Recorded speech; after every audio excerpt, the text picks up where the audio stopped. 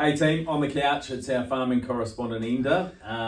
Right, so let's start with what you're busy at on the farm at the moment, mate. Hopes we're in a nice position on the farm at the moment. We're sort of down to 10% lift to calf, Okay. which is, quite dramatic change from 2 weeks ago. We were sort of, here, there, and everywhere. Now it's more streamlined, milking twice a day, picking up like there's only 5 and 6 calving a day now compared to the 40 there fortnight ago. So our day has really changed, and it's nice, and it's we're nice and comfortable. We got plenty of time to do what we need to do, having a bit of time off as well, and just enjoying the weather as well. The weather has been a really gave us a couple of good run there in the last fortnight. Grass is beginning to grow. Still a little bit cool in the morning though. Yes. But we're getting beautiful days. And I think 19 degrees today for the first day of September.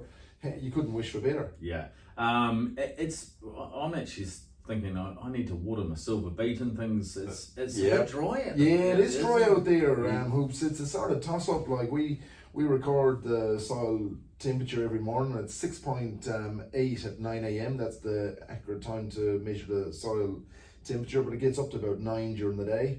So frosts will only dry it, warm temperatures will only dry it. There's nothing coming out of the sky. Yes, you'll be watering your silver beet. Yeah, okay. I heard a very wise farmer, could be our mayor as well, say that with the payout, and I think this one, I've noticed more townies talking about this one and the impact it's going to have. For sure. And he's sort of saying that you guys will be looking just to try and bump your production up a wee bit. I mean, to try and cover some of the costs or some of the losses, or is it just your normal do what you do? No, to bump your production, you've got to put more inputs in there, basically. Like, I think you should play it quite safe and just operate with the checkbook in the lower pocket and don't open the zip, and just do what you normally do and do it well and ride the wave. It will come right.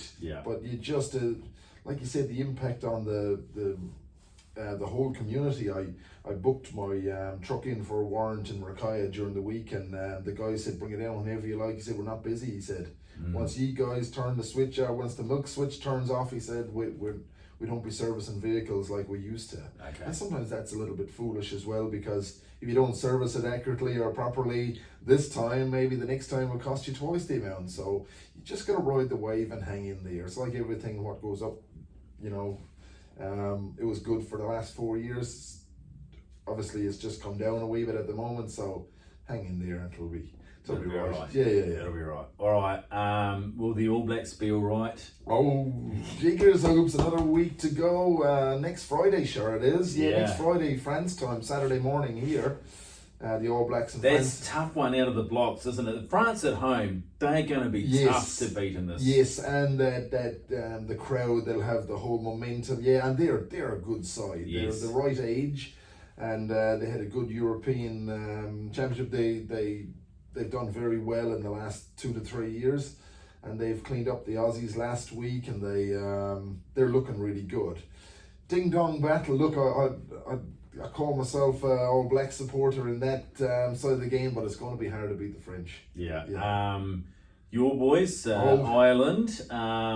Gee whiz, they were on a lot of people's lips as far as one of the favourites. Yes. And then you just squeak home against Samoa. Yeah. Although you tend to think that maybe that was, we might just look after ourselves a wee bit. Well, we don't get injured. They're only practice games, and there's no chocolate fish for spanking someone by 50 points and coming away with a couple of unnecessary injuries. Like the result, the All Blacks in South Africa is long forgotten right now. And sometimes it is. Well, sometimes a good kick in the pants before a competition never hurt anybody. Yeah. No one mention that result if they go the whole distance. So you got to be clever about some of these games beforehand. Bring the A game next week rather than last week, if you ask me. Oh, I agree. I hope we were keeping a few aces up our sleeve. Oh, hopefully, maybe 15 of them. Yeah.